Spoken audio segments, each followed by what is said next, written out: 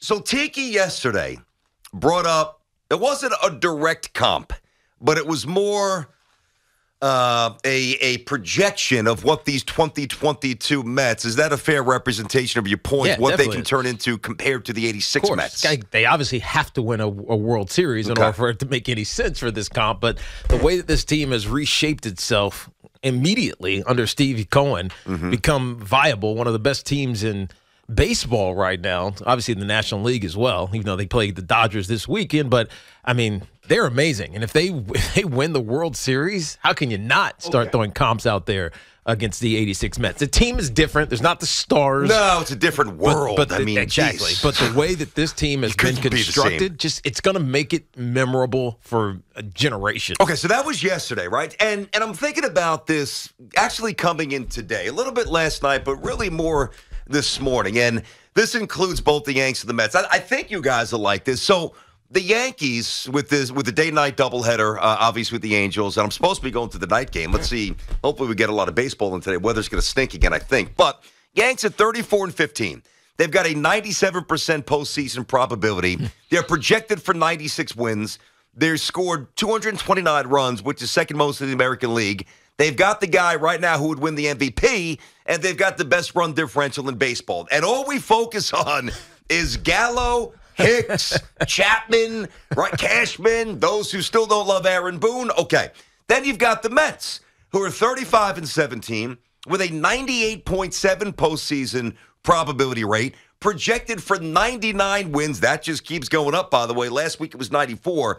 The second most runs in baseball. They are just smashing the division, up 10.5 games, and all we focus on is what they need rather than what they have. You know, this is the first time it's really hit me this way, because growing up here, I mean, this is how I'm wired. But I got to tell you, I think that we are way, way too hard on the locals. And not only that, like, we get too wrapped. This is my fear. We get so wrapped up in the minutia where we don't actually enjoy what's in front of us. One more thought. Now, there are certain situations that deserve to get blasted. Leon Hess, rest in peace, sir. But those Jets were travesty most years. Isaiah's Knicks, rip away. Mickey Callaway's Mets, have fun. McAdoo, all right. The recent iterations of the Giants, Gettleman, go for it. But even when things are going so well, why are we so wired to focus on the negative? It's an interesting point, especially given the success early of the Yankees and the Mets. You still are always waiting for that next, or whatever, the ultimate shoe to drop, and it just falls away. Right? Last season, think about how good the Mets started the year, sitting atop the division for, 90 days, 3 months, or whatever it was, and all of a sudden things just fell apart, and they became a team that was forgettable in so many ways, and they obviously necessitated a major change, which they've gotten. And so I think it's history that makes you skew negative with the local team. Well, what about the Yankees, though? What's their excuse? Yeah. I mean, the Yankees have all these championships. I know it's been since 09, but still. But that's why. Well, think about it. I guess in 99 we weren't that worried. What is that? We just won in 98. It's 12 years ago. I get that. I get that. But I think it's deeper than that. It's our nature, because everything in this city is hard. You know, I know that not as many people take the subways as they used to, and Lord knows we don't blame you. It's disgraceful and disgusting. But just think about the day-to-day existence in this city. Tunnels, bridges, wedging your way onto the subway platform. I mean, all the crossing the street, not getting run over by a taxi, God forbid. I mean, ticket prices, all the things that we have to deal with, which is when we sign on for it, you can leave if you don't like it. Nobody's keeping you here, but we stay for some crazy reason. And that's just how we're brought up. It's a fast pace. There's always been almost this gravitational pull to the negative. Well, that's just the way it is. But I think it's the natural cynicism that exists for New Yorkers, and I don't mean that in a negative way, but it just is what it is.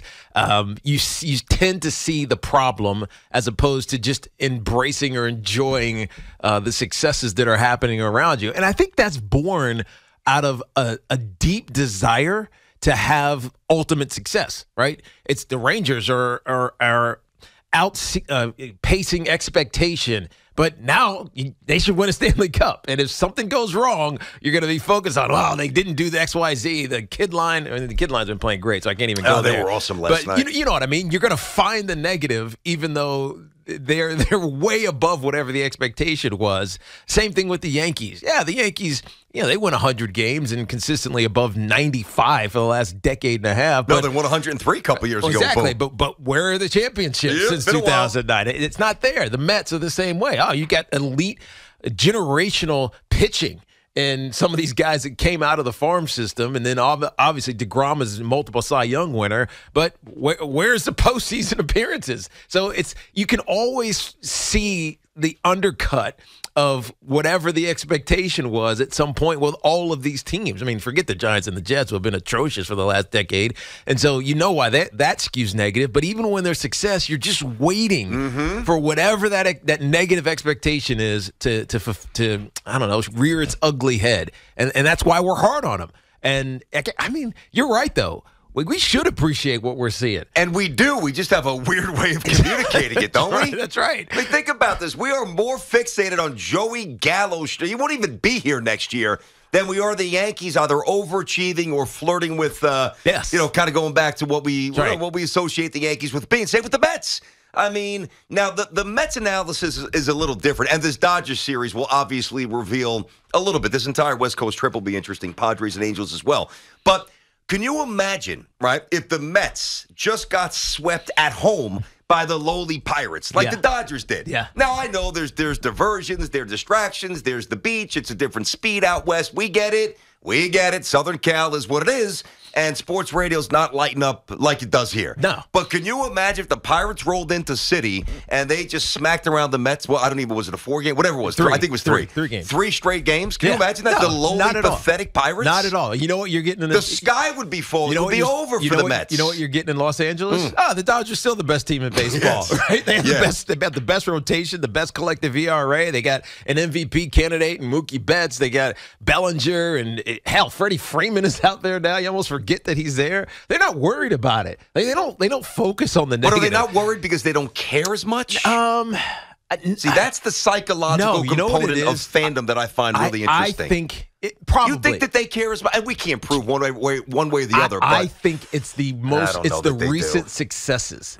Right, so they won a World Series a couple years ago. Right, they're consistently in the NLCS. They're always there. So if there's a little bit of a negative blip, it's not like they're going, we've seen this story before, right? It's with the Mets.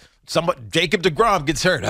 We've seen this story before. Here it comes again. With the Dodgers, they don't care about that negative story because it doesn't happen to them. Well, Kershaw's been hurt. It happens to them there. Yes, but they still get to the NLCS. No, I understand that. But I wonder how they react to Kershaw's injuries versus DeGrom before they won the World Series. That's a good point. I mean, that's a good question. There's no way it is like uber. I can't imagine it's uber dissected the way it is here. Well, I mean, it's just not. I think it's the nature of New York. Yep. It's the nature of the New York fan. And it's why it's the best when you win and the worst when you lose. That's right. And it's not even when you lose, just when you don't win. No, we don't win. There's not a whole lot of apathy that we're dishing out. And by the way, T, it extends beyond the teams, right? Even think about when they opened all the new stadiums, right? So here's what you heard, Citi Field. And listen, I understand all of these complaints. They're not off base, but when Citi Field opened, it's 2 Brooklyn Dodgers. Fair enough, I get it.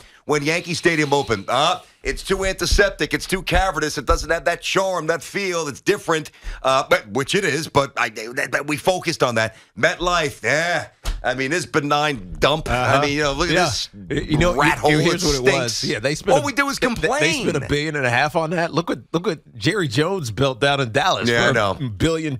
Yeah, even UBS. When I was out there for St. John's, Kansas, early December this past year, and of course the home of the Isles. It's like you get some complaints there, not on the outside, but inside. It's not this, it's not that, it's not this, it's not that. We complain about everything. But that's why winning in New York is I don't want to say it's more meaningful because you win anywhere. You get a championship. It's more meaningful. But it's meaningful because of how hard it is to get acceptance. in New York. It's the cliche. It's so hard to play in New York. Well, the reason is because you do everything else can be great. You do one little thing wrong, that's what people are going to focus on. That's what you're going to get criticized about. That's what you're going to have to focus on fixing, even if it's non-consequential to the totality of winning or losing. It's just hard to play in New York and to win in New York. But when you do, you get lauded. You're right. I mean, listen, you would think that we were on pace, from a Mets point of view, like, I don't know, Dallas Green. Well, I don't even know what was Dallas Green's record with the Mets? I know it wasn't good, nor was it really good with the Yankees either. I think it was better with the Yankees than the Mets. But take like a Dallas Green team or Jeff Torborg or whatever, teams that underachieved, right? There are times where you just got to let it fly and just hammer people. It's fun. I'll be honest with you. It's fun. Wait. But there are people, and I've been a little guilty of this as well. We tend to just gloss over the really good stuff. And I guess what I'm saying is, and I've always realized this, but it just hit me in the last day or so, the good stuff is not easy to achieve. Yeah. I mean, again, the Mets are flirting. Their pace right now is 99 wins. The Yankees are on pace for 96 wins. What the hell are we complaining about? Yeah, you just gave the statistics, BT. The Yankees are 99% chance to make the postseason. I got them at 97%. I have the sports line. Which one do you have? This is Baseball Reference. So it's stick with the one that Sharp Tierney uses, who, by the way, gave you another winner last night. But I bring this up because they're saying 99% chance to make the postseason, basically 14% chance to win the World Series. Yeah. Whereas the Mets are a 98% chance to make the postseason and a 6.5% chance. 6.5%. Mets fans will focus on the 6.5%. That's true. To win the World Series. Oh my God! What was Dallas Green's record that year? What was it? What did he do? His whole career. No, we know he was great with the Phillies, but the Mets. No, well, for the Mets, he was 229 and 283. Yeah, that was terrible. No, that was rough. All right, so there you go. Rangers were awesome. Nothing to nitpick there, but just in totality, just a broad macro shot. I just reflected on the conference. Tony and Lodi calling up, bagging on Lindor. Now, I wasn't bagging on Lindor. I was pointing out his lack of achievement. But I've come quick to now praise him. But you still have people like Tony and Lodi.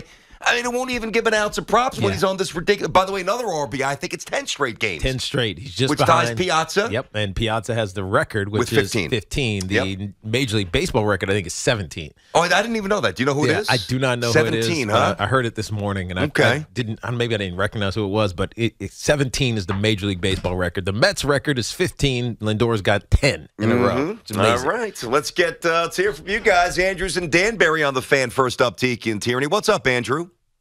Hey, guys. Thanks for the time. Appreciate it. And, interesting topic you're starting with today. I was talking to my family earlier, and we're all Mets fans, and, everything's been so great, and we're headed into this road trip, and there's just been so much negative attention on what could happen. But, I find myself trying to enjoy this year, and I think a big reason, with New York on what you guys are saying really has to do with a lot of the media and the expectations that they hold the players to. I think it's what we see and what we hear on a day-to-day as fans. And, it's a liaison to, the game. And, it only takes one caller to say, come in and, rip Lindor to turn everybody upside down. So, I don't know what it is. I don't know if it's just media, how it's matured over the years within New York, and there's just a higher expectation. But I find myself trying to enjoy everything every day, and sooner or later I get to a point where I hear something, and I just got to, turn it off because I want to focus on the positive. Well, you are in a very exclusive company. Congratulations. I say that in all sincerity. You seem to be able to compartmentalize what you need to compartmentalize, unlike us. That's right. Good job. It's good. Yeah, great. It's your job. I get that too. You guys are involved in the day-to-day conversations, yeah. But it's just I don't think fans in Pittsburgh, jump on people as quickly as they jump on here. Maybe it's just the overarching amount of media and focus that's in New York. Yeah, and you also hit it earlier, Andrew. Appreciate the call with the expectation. The expectation in Pittsburgh isn't really anything right now. For the Mets, it's enormous, right? And not that people expected them to win a World Series, but you expected the Mets to be relevant and good for the consistently good because they've been good at points in seasons, but not throughout the entirety of the season. But we know Stevie Cohen's going to spend the money. And so now the expectation has risen, and when you underperform that, you're gonna get killed for it. But right now, the Mets are on a tear. They have a huge 4-game series coming up in LA, which we'll talk about in a little bit, BT. But I'm excited for both of these teams, but I also can't help but see. Oh, Ottavino, he gave up a walk and he gave up a hit. It's like, oh, what's good? He's just not the guy. Yeah, what's happened to Michael King? Exactly. He gets out of it, and you should praise him for that. Just acknowledge the escape, exactly, rather than the almost failure. That's right. That's the other thing. We fixate on almost failures. Right. The almost failure. Oh my God! Oh, here he goes again. Come on, Ottavino. Wait, you got out of it? Oh, you're supposed to do that. Yeah, anyway. exactly. It's so true, man. Oh man. Are we entering a recalibration of fandom? We know the answer is no. But I'll tell you this, and a lot of the guys at the station here have worked in different markets. Like Gio worked in Pittsburgh. Craig worked in Cleveland. I worked in Detroit and other places. Some of us worked, but when we were coming up the ranks. But those 3 cities, I'm not saying that there's not an energy and a bite when things go awry, but those fan bases, at least from my experience, just tend to gravitate to the good. You just gravitate to the good. There's hope. Here, we tend to gravitate to whatever's going to give us an avenue to bark. Yes. That's just the way we're wired, man. Right. 877, I guess at the end of the day, it's what makes us us. There's nothing wrong. We're not changing. 877-337-6666.